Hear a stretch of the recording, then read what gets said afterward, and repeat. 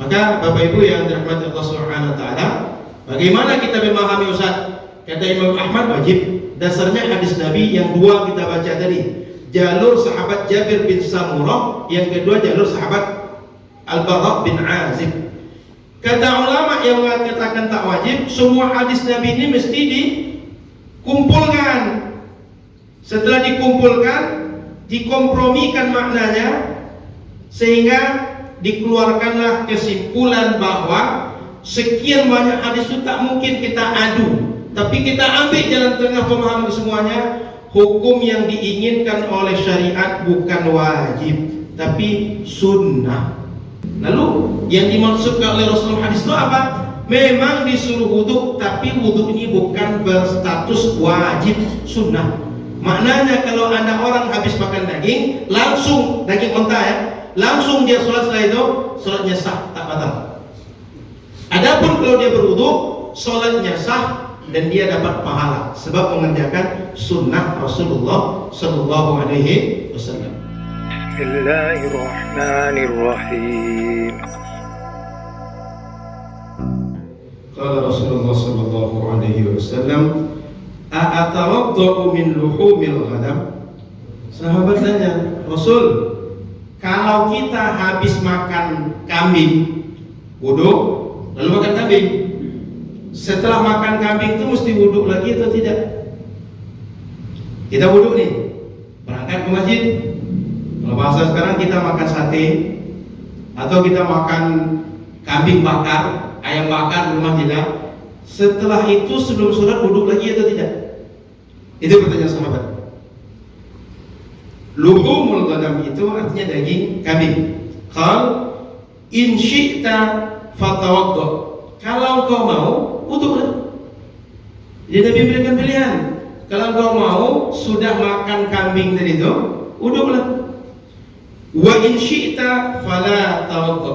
Kalau kau mau juga, tak usah wudhu. Nanti Nabi berikan pilihan, wudhulah atau tidak. Silakan kau pilih. Qal atawaddau min luhumil ibil. Nabi, kalau makan daging onta gimana? Wudhu atau tidak? Qala na'am. Kata Nabi, iya. Fatawadda min luhumil ibil. Kemudian kata Nabi, wudhulah kalian setelah makan daging onta. Jadi ada dua case di sini. Satu makan daging kambing, dua makan daging onta. Makan daging kambing, setelahnya wudhu atau tidak silakan. Makan daging onta, kata Nabi, wudhu. Jadi dua case. Akhrajahu Muslim. Hadis ini diriwayatkan oleh Imam Muslim. Jadi Bapak Ibu yang dirahmati Allah Subhanahu wa taala, perlu kita bedakan hadis ini dua case ini. Satu makan kambing, satu makan onta. Karena Bapak Ibu dirahmati Allah Subhanahu wa taala, bagi orang tahu ilmu gizi, orang tahu ilmu medis, ini punya efek yang berbeda antara makan daging kambing dengan daging onta. Makanya ada orang mau makan daging sapi tapi tak mau makan daging kambing, atau sebaliknya. Maka oleh karena itu sahabat nanya, dua hewan ini memang ternak, cuma efeknya tak sama. Maka sahabat nanya, Bapak Ibu yang dirahmati Allah Subhanahu wa taala, maka hadis Jabir bin Samurah tadi, kemudian ada hadis yang lain, masih redaksi mirip, cuma redaksinya masih tema yang sama, redaksinya berbeda. Su'ila Rasulullah sallallahu alaihi wasallam anil wudu'i min luhumil ibil. Rasul ditanya, hadis riwayat Bara bin Azib. Nabi, kalau kita makan daging onta, wudu atau tidak? Faqal tawaddau minha. Kata Nabi, wudulah setelah makan daging onta. Wa su'ila 'anil wudu'i min luhumil ghanam. Ditanya, setelah makan daging kambing, faqal la tatawaddau minha. Jangan wudu setelah makan daging kambing. Artinya ada dua riwayat hadis sama substansinya. Yang satu suruh wudu, yang satu tidak. Keduanya kalau onta suruh wudu, kalau kambing tidak. Kalau yang tadi redaksinya wudu atau tidak, silakan. Ada dua pilihan. Maka Bapak Ibu rahmati Allah Subhanahu wa taala, ada dua hadis dalam masalah ini. Maka hadis dari sahabat Jabir dan hadis Bara yang kedua tadi, annahu la yajibul wudu min akli luhumil ghanam. Sepakat kedua hadis, tak wajib wudu kalau makan daging kambing, daging domba. Kemudian Bapak Ibu yang dirahmati Allah Subhanahu wa taala, yang kedua, kalau makan daging daging onta, indikasinya dari dua hadis tadi wudu. Jadi beda hukum. Kemudian Bapak Ibu rahmati Allah Subhanahu wa taala, kalau seandainya hadis tadi menyatakan bahwa kalau makan daging kambing tak wudu, berarti kalau makan daging onta wudu.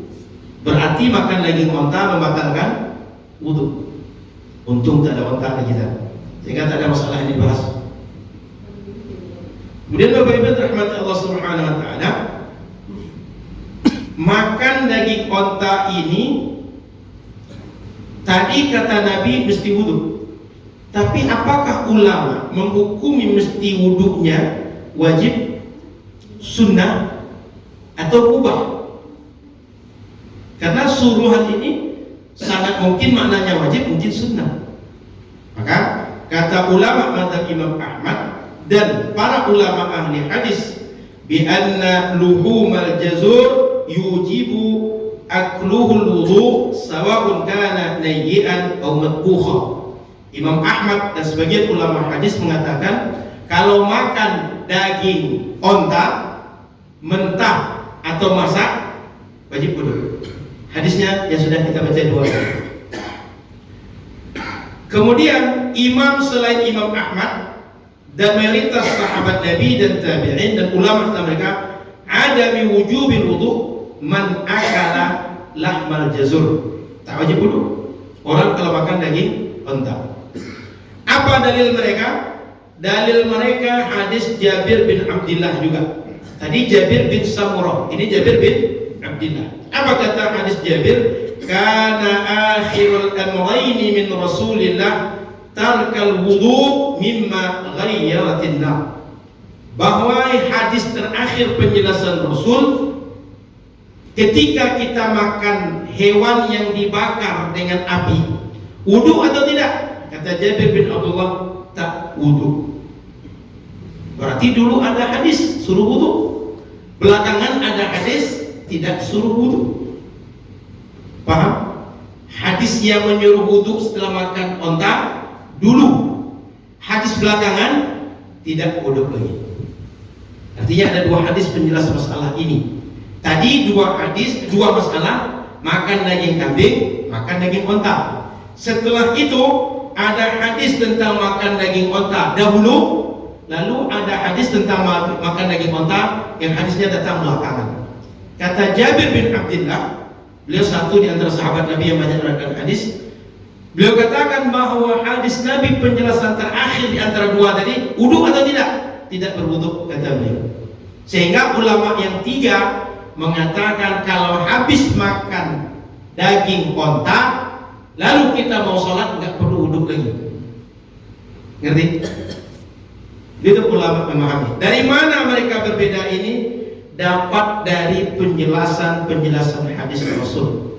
Yang ini sudah sering kita bahas di sini. Perbedaan ulama itu asalnya bukan berasal dari ego. Saya pengen ini, saya pengen itu, bukan. Hasil pengkajian terhadap hadis yang tak sama persepsi mereka menilai hadis. Sehingga Bapak Ibu rahmati Allah Subhanahu wa taala, jumhur ulama dengan Imam Ahmad beda kesimpulan. Maka oleh karena itu, ulama yang berpendapat kedua, bagaimana mereka menjawab hadis Nabi yang tadi? Mereka melakukan nama metodenya al-jam'u. Semua hadis dikumpulkan lalu ditarik sebuah kesimpulan. Jadi tadi Bapak Ibu ada penjelasan tentang makan daging kambing. Ini tak perlu diperpanjang karena clear masalahnya.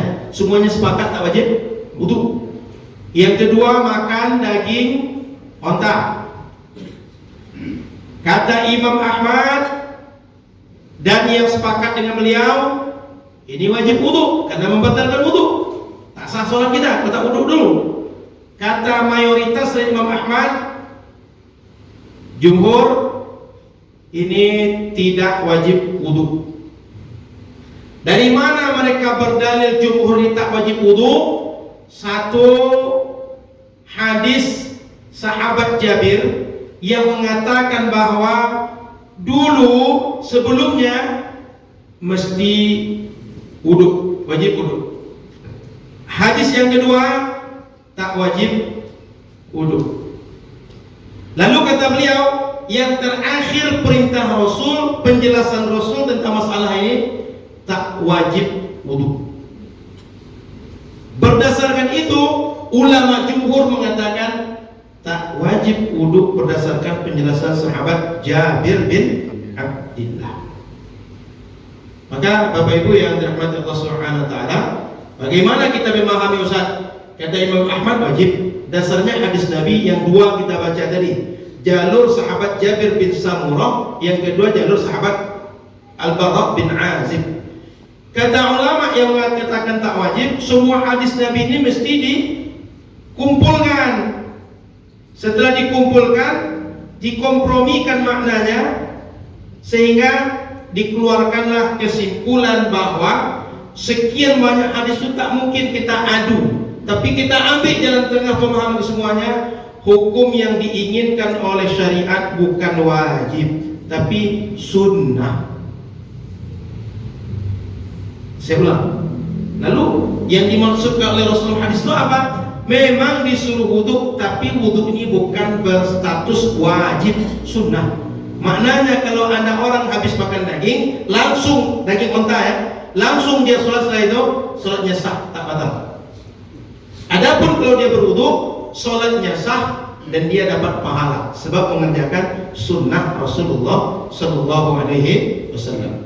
Jadi dikumpulkan sehingga disimpulkan suruhan Nabi itu bermakna sunnah, bukan wajib, turun hukumnya dari wajib menjadi sunnah. Sebab beberapa hadis secara redaksi yang kita dapatkan nampak kontradiksi. Itu Pak.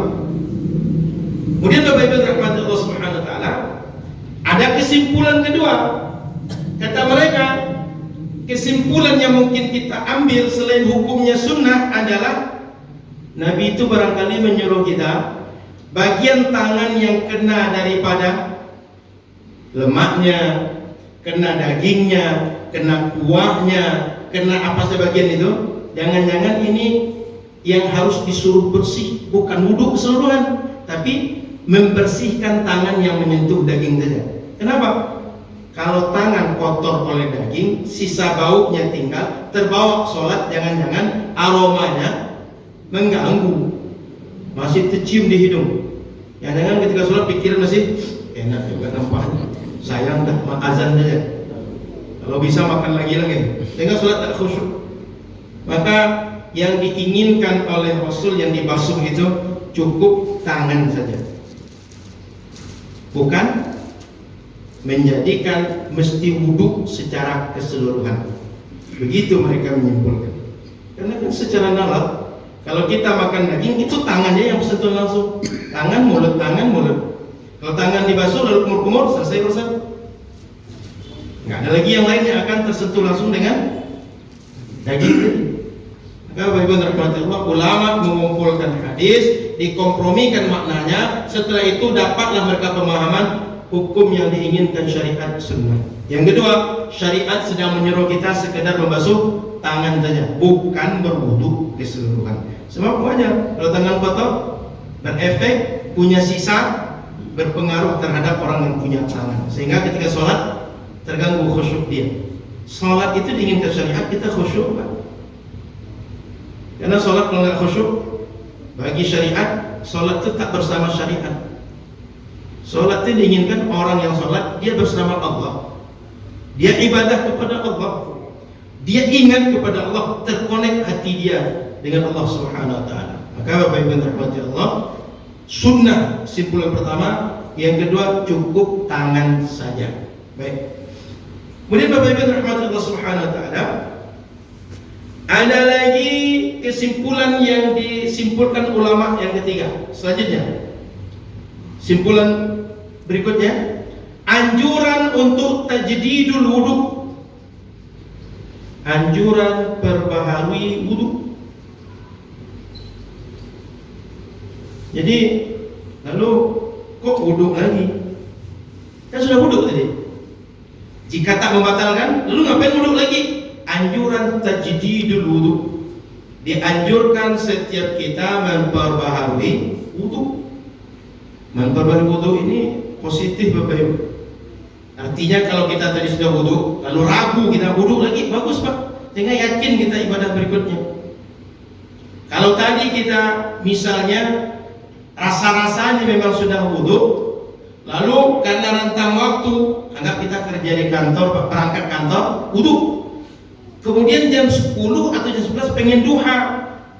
Sudah banyak aktivitas, boleh jadi bersentuhan dengan perempuan, tidak sengaja Pak, atau sengaja. Boleh jadi kita memakan hal-hal atau apa saja yang membuat kita tak lagi dalam kondisi wudu, batal wudu kita. Dengan berwudu yang kedua batal atau tidak, yang pertama kita yakin bahwa kita dalam keadaan suci. Kalau tidak, orang selama dia masih wudu, dia dianggap orang yang menjaga suci, dan Allah malaikat suka dengan orang seperti itu. Maka Nabi ajarkan kalau kita tidur, jangan tidur kecuali dalam keadaan suci Pak. Ya Bapak Ibu, kalau bisa sebelum tidur usahakan wudu Pak. Soal batal karena faktor apa saja itu urusan lain. Wudu aja dulu. Kita kan nggak tahu batal atau tidak. Maka Bapak Ibu rahmat Allah Subhanahu wa taala, tajdidul wudu dianjurkan dalam setiap kesempatan. Tak hanya makan daging tadi. Makan daging tadi yang lain dianjurkan kita berwudu. Sehingga di mana saja Bapak Ibu bisa memperbaharui wudu, wudulah. Tak rugi. Wudu yang pertama pahala, wudu yang kedua pahala. Wudu yang pertama mendatangkan ketenangan hati dalam amal, wudu kedua mendatangkan ketenangan hati dalam beramal. Orang kalau bersuluk, kalau ada yang pernah bersuluk, itu mereka dianjurkan oleh mursyidnya selalu dalam keadaan wudu. Asal batal wudu lagi, asal batal wudu lagi, asal batal wudu lagi. Pokoknya selama sadar wudu kita batal wudu lagi. Dianjurkan gitu. Mau tarikat apa saja, setahu saya anjuran para guru mereka agar daimul wudu, selalu berwudu. Karena kalau sempat meninggal Pak dalam keadaan bersih, dalam keadaan suci. Innallaha yuhibbul mutatahhirin. Allah suka orang mensucikan dirinya, suci fisiknya, suci hatinya. Maka suci hati, kita membersihkan dari penyakit-penyakit hati. Suci diri, wudu di antara caranya. Itu Bapak-Ibu rahmat Allah. Jadi, kalaupun hukum tentang wajib dan sunnah tadi diperdebatkan, ada hukum yang baik kita perlu tahu, yaitu sebaiknya tajdidul wudu. Kan tadi wajib dengan sunnah perdebatan. Anggaplah kita keluar dari situ. Melakukan wudu setelah wudu positif. Melakukan wudu setelah wudu fadilah, disukai oleh syariat, sangat dianjurkan oleh syariat. Maka Bapak Ibu yang dirahmati Allah Subhanahu wa taala, Rasul sallallahu alaihi wasallam menjelaskan itu, dan beliau menganjurkan agar kita selalu untuk berwudu. Baik, sampai sini ada pertanyaan. Mazhab itu artinya madzhaba ilaih, pandangan ulama dalam memahami Quran dan Sunnah ini. Karena Quran dan Sunnah ini Bapak Ibu dia teks. Ulama mencoba mengkaji. Dalam mengkaji mereka mungkin sepakat, mungkin beda. Nah, kalau beda, satu pendapat mengatakan A, yang lain mengatakan B. Ketika kita ikut pendapat ulama A, maka kita bermazhab dengan ulama A. Sehingga disebut mazhab Syafi'i, kita mengikut kesimpulan hukum menurut Imam Syafi'i. Disebut bermazhab Hanafi, kita mengamalkan Quran dan Sunnah berdasarkan kesimpulan Imam Abu Hanifah. Kalau disebut dengan mazhab Al-Nafi, berarti mengamalkan Quran dan Sunnah mengikut kesimpulan Al-Nafi. Itu kalau mazhab Khairi berarti mengambil pendapat atau mengamalkan pendapat Quran dan Sunnah berdasarkan kesimpulan Ustaz Khair. Itu maksudnya mazhab Syafi'i, mazhab Hanafi, mazhab Hambali, dan seterusnya. Karena ilmu ini Pak mesti jelas nisbahnya ke siapa.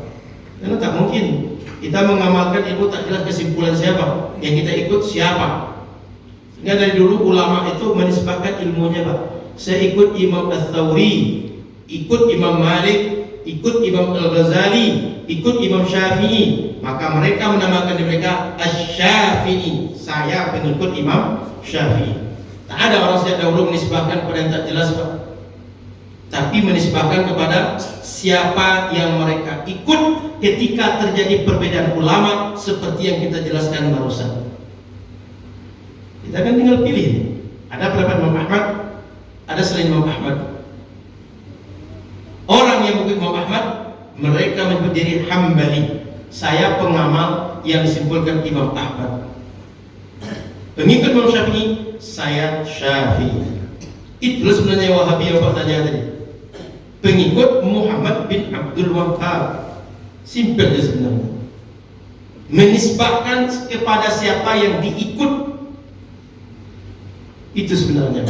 Maka Bapak Ibu yang dirahmati Allah Subhanahu wa taala, setiap kita bisa mengikut siapa saja ulama yang mau kita ikut. Kan tinggal kita percaya dengan siapa, husnuzan dengan siapa. Nah, mesti kita ngikut orang dan orang ikut kita, enggak. Setiap orang silakan. Cuma pastikan yang kita ikut memang layak diikut. Yang kita ikut memang valid, dia menyatakan yang mana yang diikuti oleh kita. Jangan sampai Imam Syafi'i lain, kemudian kita menganggap ikut Imam Syafi'i, sementara bukan yang diamalkan Imam Syafi'i yang kita ikut. Ngerti? Makanya nggak boleh klaim Pak, supaya kita tidak sekedar klaim, belajar supaya tahu mana yang dimaksud Imam Syafi'i. Dasarnya mana? Ini penjelasan hadis tadi itu. Imam Ahmad jelas dasarnya. Hadis kita baca dua tadi. Selain Imam Ahmad jelas pendapatnya, ada hadis Jabir bin Abdillah. Sama-sama Jabir Pak, cuma informasinya beda. Dan keduanya sama-sama menyampaikan hadis Rasulullah Sallallahu Alaihi Wasallam. Setelah azan kita jelaskan berikutnya.